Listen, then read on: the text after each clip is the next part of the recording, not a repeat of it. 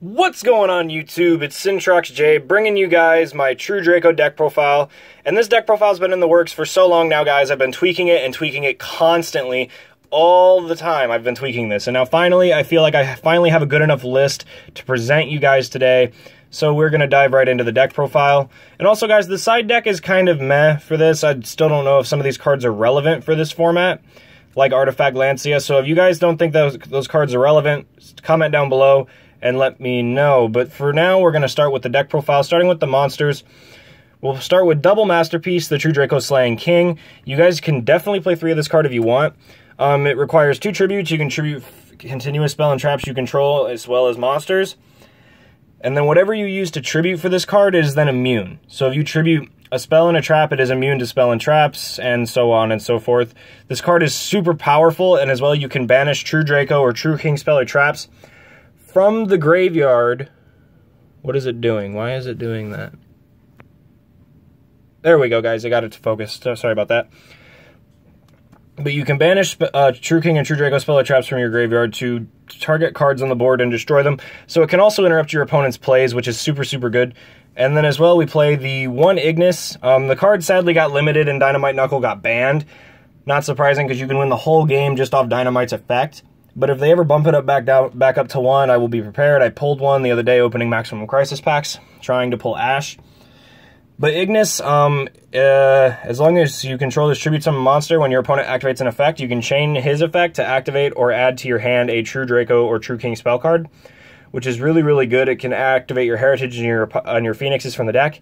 And then, guys, we play Double Majesty Maiden. I played this card at 3 when I only had 1 Masterpiece, but now I have 3 copies. I only play 2, though, so you really only need 2 of her for that in this scenario.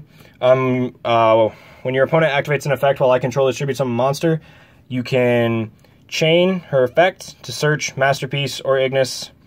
You can search out a True Draco or True King monster directly from the deck and add it to your hand, which is really powerful. And then also we play the 1 Drea 3. This card, guys, is really good. It protects your True Draco monsters from card effects. Sorry if I'm out of breath, guys. I'm still kind of tired. And then they can only target this card with the effects. So it's really good. It protects your Masterpiece as well as your Majesties and your Ignis. And then if this tribute summon monster leaves the field, you can special summon a True Draco or True King monster from the deck in defense position. So you can tech out cards like your Marianne, the True Draco Phoenix. You will pop this card off Diagram to get a search. And then Diagram will search the True King's Return, and then this will search your Masterpiece. So it's a 2-card combo that can give you a Masterpiece on your opponent's turn, which is really, really powerful. I do not main deck Max C in this build because I feel like you need these monsters. And Max C, Max C is really, really good, don't get me wrong, but it's more of a side card for this deck because if you end up playing against another True Draco deck, it's dead. The card is a dead card in deck, and it's also a dead draw, which is something you want to prevent with this.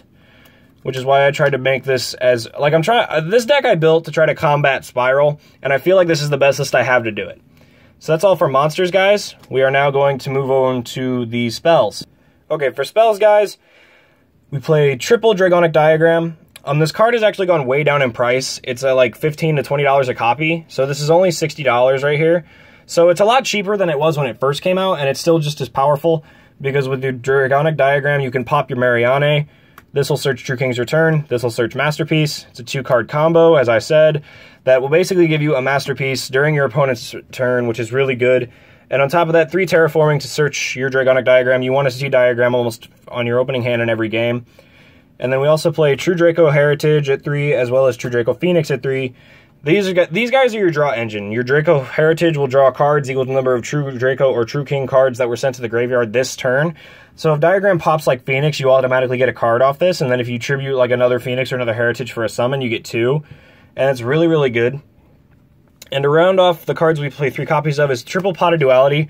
This card is really good. It digs deep into your deck to find your combo pieces, and on top of that, the special summon restriction is not that big of a problem, considering the only card in this deck that special summons is Draith and True King's Return. And then to round off our draw engine, I also play the 1 Upstart Goblin to get my deck from 40 to 39. It's really good. And then to round off, for the rest of the spells, we play 1 Raigeki. Nuke's board allows you to push for game. 1 Monarch Stormforth with Apocalypse and True King Return. Comboed with this, you contribute your opponent's monster instead of yours to summon your monster, which is really good. And then to round off our spells, we play double Cosmic Cyclone. A lot of guys are actually side decking this, but I feel like main decking it's a better choice because against Mirror Match or Spiral, you can take out the field spell, which I know isn't a real big combo piece, but it allows them to search, and getting rid of a search for Spiral is really, really powerful. And also during their end phase, you can nuke a back row, so you don't have to, you have less back row to worry about. And that is all for our spell engine, guys. We are now going to go to traps. Okay, so for our trap lineup, guys, we play the 1 True King's Return. Sadly, this card got limited to 1. It sucks, but it's still very, very viable. It's your Call of the Haunted for True Draco, and on top of that, it's also a Monarch's, I think it's called the Monarch's Erupt. No, the Monarch's Erupt I play in this. It's Escalation of the Monarchs. I'm sorry, guys, it took me a minute. Escalation of the Monarchs for your deck, as well as the True Draco Apocalypse. Can pop a spell or trap card on your board to have the attack and defense of all monsters your opponent controls, which is really good, especially if they're going to try to attack you for game and you don't have a Masterpiece to combat them with. You can take less damage off this and get an effect off of either a trap or a spell to pop a monster or a back row.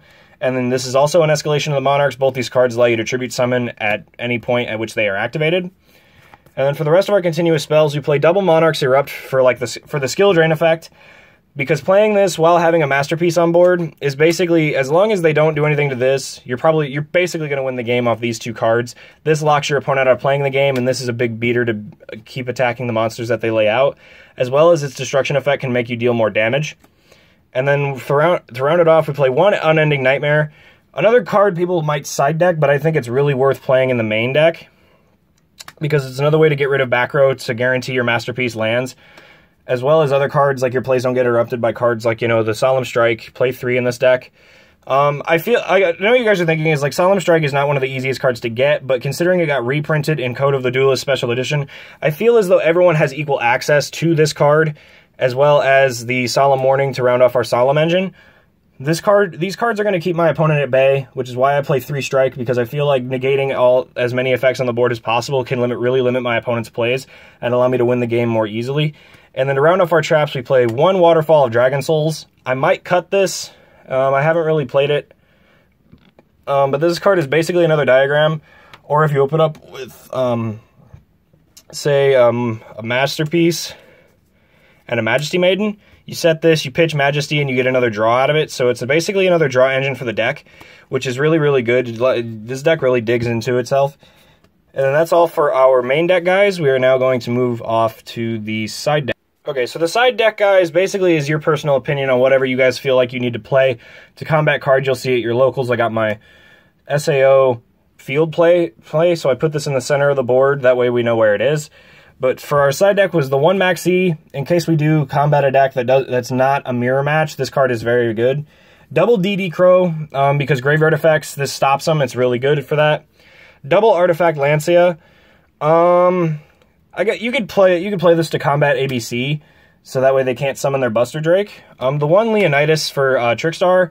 If this doesn't work against high burn combos, comment down below, because I'm trying to find an out to Trickstar. And then I also play the 4 Kaijus and the Kaiju Slumber. If you guys need another deck list to play, running Kaijus in this is not the end of the world. It can actually really help. And then to round off our side deck is the Triple Dimensional Barrier. Honestly, I feel like this card's a lot less relevant, considering a lot more decks are relying more on the link mechanic, and this doesn't do anything to combat that.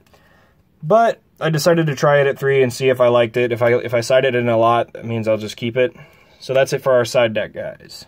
Alright, guys, so that's it for the True Draco deck profile. I still have the budget cards lying around if you guys want to see the budget list. I took the budget list to a locals, and I got technically 3-1, but my official rank was 2-2. I came in 6th, which sucks. I don't like going that low, especially with a deck that I know I can do better with. So I decided to build it for a bit better to try to combat other decks easily, which I think I've done with this build. If you guys like the build, leave a subscribe to the channel for more Yu-Gi-Oh content. And if you guys have any recommendations on cards I could take into the side deck or the main deck to make the deck more consistent, leave a comment down below. Sorry, guys. And this is Syntrox J, signing off.